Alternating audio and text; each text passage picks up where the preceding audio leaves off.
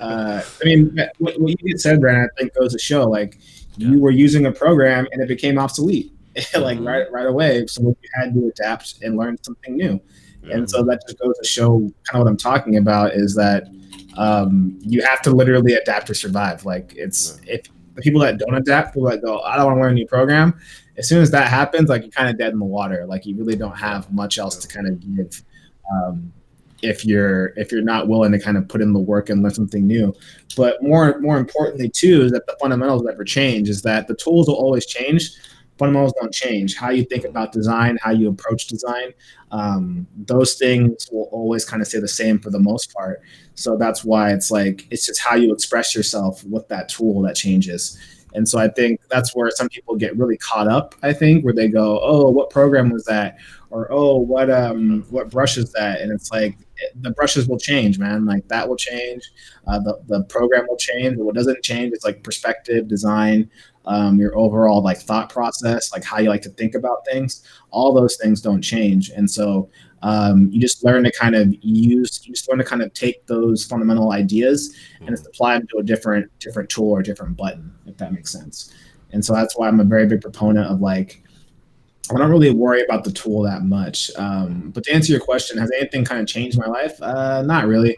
I would say the thing that I recently purchased and I'm still waiting on it to get here is the Oculus Quest. I was over at Anthony Jones's house and he showed it to me, and I was definitely sold on it right away. Because I actually don't like VR. I think it's kind of dumb. But then, like when I saw what he was doing in it, and when I actually tried it on for the first time, I was like, "All right, I see where this is going, and I'm actually like for it." I promise it's gonna be great. Yeah, and so like Good. You can feel usually it all that in kind your of stuff body, will give me right? like It's like, a headache, what? too. Yeah, that stuff will give me a headache too when I use it. But like for some reason, when I use the Quest or whatever, like I was like, dude, this feels super intuitive.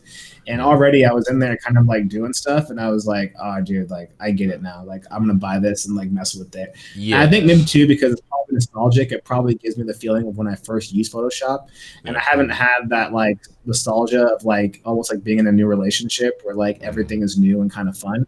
I haven't had that yet in a minute, and so I'm wondering if this program can kind of scratch Is that it the itch for me Quill a you're little talking bit. about or another He's program? just saying him using Oculus Quest and seeing what AJ was I'm kind of not doing with it. sure which one it is. I'd have to ask It's the AJ. Quest. He was just showing me like these programs that he was using Drawing and video tools. games that he was playing in them, Yeah, Okay. I'm quite sure it was the and Quest if I know him. it was cool, man. Yeah, being And there's no untethered wires is too. yeah, the untethered part is a huge sell point for a lot of consumers. You don't have to have a high power PC. Like Facebook, among very little things, did that call correctly because they upset a lot of their high execs who are focusing on the next biggest powered VR set. For them to take a step back, it's like make it consumer friendly. Was a huge compliment for the VR industry to grow. And like you, man, yeah, I'm one of the people that when you instantly put on a VR headset, I love it. As an environment artist, it was great to kind of, well, I guess you can relate, right? Being able to walk around environment and environment being like the focal point of the experience has been a joy for me to witness because usually it's like characters up front. Well, these AJs kind of like pimping it. I'll say this, like environment artist, designer aside, I just think the experience of air quotes literally being in a new game space, right? Versus sitting on the same couch holding the same controller and just seeing on a flat screen TV a new game space. The immersion opportunities are completely different. So even if I'm playing something that's low fidelity, I have a much bigger appreciation for it when I'm like standing in it and looking around than if I'm just like scrolling my mouse or moving my thumb pad controller. So I love VR. I hope it just gets better, and I hope that this time it'll stay. So I want Quest to work out. I want Vive to work out, and I want both of them to keep competing and making VR better and better. Facebook will make it sell. Well, we do have a question from Twitch, and if any of you want to talk to Kaylin. So segueing back into like job opportunities, we have a question from Brand BOT. It is it necessary to have super unique style to get work? And then like a follow-up, actually kind of funny, but follow-up, he says, besides kids taking your jobs, are robots, a.k.a. AI, thinning your job opportunities as well? So is it necessary to have a super unique style? And what are your concerns with AI simplifying your work to make less job opportunities?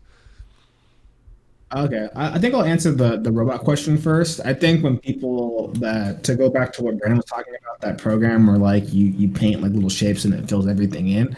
I don't think so. I don't think that it will take our jobs. I think it will just free us up to do other creative things, and it will make things faster for Yeah. us. And so I think if anything, people are because I've still seen bad paintings in that program.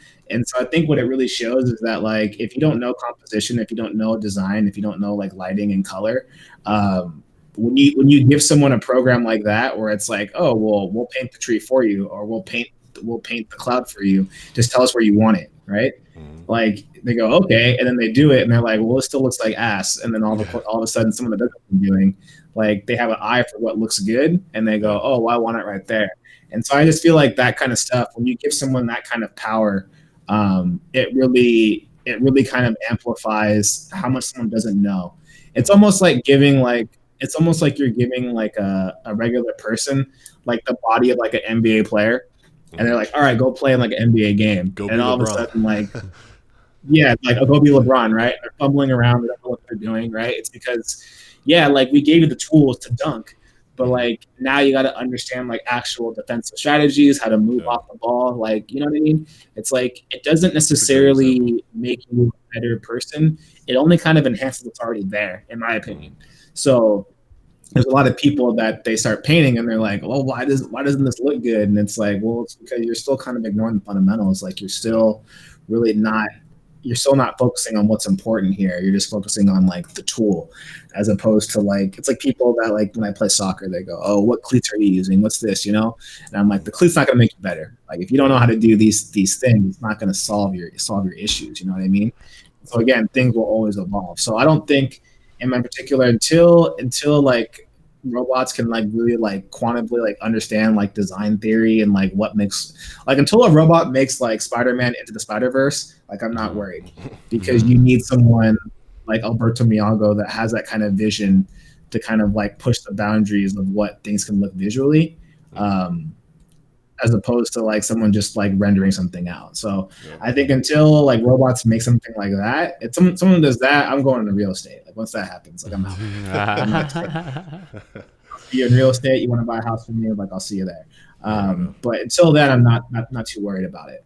And Mhm. the second question about do you need to have a bomb portfolio or a very unique portfolio? I think it's about what you're trying to do, where you're trying to fit in. So like, um, if you're trying to fit at a certain studio, you want a portfolio that's good, but also can kind of it seems relatable that someone could understand exactly where your skills will fit in, and so that's important too. Like, someone wants to look at your work and go, okay, like I know if I hire this person right now, they can do the work that I need them to do because I'm seeing it in their portfolio, as opposed to doing something super crazy out of this world, like kind of random almost. Someone could go, well, it's good quality work, but it's really creative and it's really interesting. I also know how we can use it. So I think the question is like your quality should always be there, but my question is just like where is your use? Like how useful are you? And I think that's what we all want to feel at the end of the day is we want to feel useful. We want someone to say, hey, Brandon or Larry, like we have this idea for this thing. What do you think? Like, can you show us the way? Can you show us like what you think or how this thing should look? We value your opinion. We need to use your brain in order to figure this visual problem out, Mhm. right? Just like they go to Brandon or go to Larry and they go, "Hey, this is part in the level that isn't really working. What do you think we should do?" That's Larry being useful, right? We hire him because we know that we can use his expertise for that reason. Same thing with Brandon. If we say, "Hey, this environment isn't looking good, what do you think we should do?" Right? He's useful. So I Yeah. think that's the biggest thing is how can I be a useful member to my team? And so when you start thinking of it that way, I think you'll find you'll know right away whether your work can help a team. Because again, a concept artist's job at the end of the day is to kind of help push the visuals forward and help your Yeah. team achieve the final look, which is usually in 3D. No, that definitely makes So, sense. good question. Because if you guys ask me an environment question and I point you to the Chinese guy that I'm outsourcing it to, that's a problem. That's Yeah, exactly. Like, even like, I worked for companies that had outsourcers, but even then, like, they still had to defer to me because they don't know the whole on vision. You know what I mean? So like, they're good to do stuff that like you don't want to be doing anyway. You know what I mean? Like Yeah. that's what outsourcing is good for. That's what robots are good for. Robots are good for like planting trees, like in a scene. Like I don't want to plant trees in a scene. Like a robot can do that.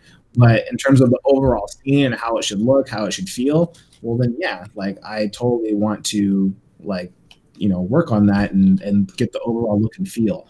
Not like, hey, I need to put every single rock or put every single window on this building.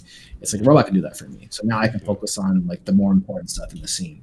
No, that's very So true. until It they does like create force, something yeah. I mean, it like, forces you to be to build up your skill set, right? Obviously, when I crossed those bridges and the toll roads was replaced by by robots, basically. Yes, I mean, on all industries they kind of go through that little changeover, but you got to question yourself, like your quality of life has to improve, right? If your thing is that repeatable and is able to kind of be outsourced, you got to ask yourself, what are you doing to make yourself valuable to society?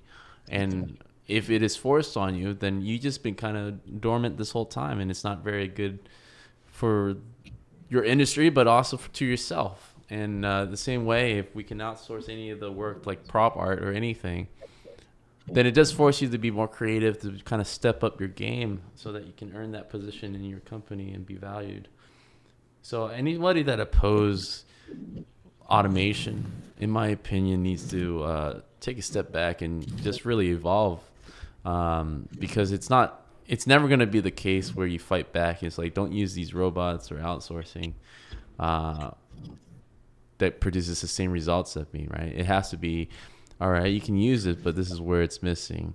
And this is how I can bring my value to the table and be able to have a negotiation here. And at least like when it comes to that state, you don't really have to say much. It's like, I know why I'm valuable, and this is why.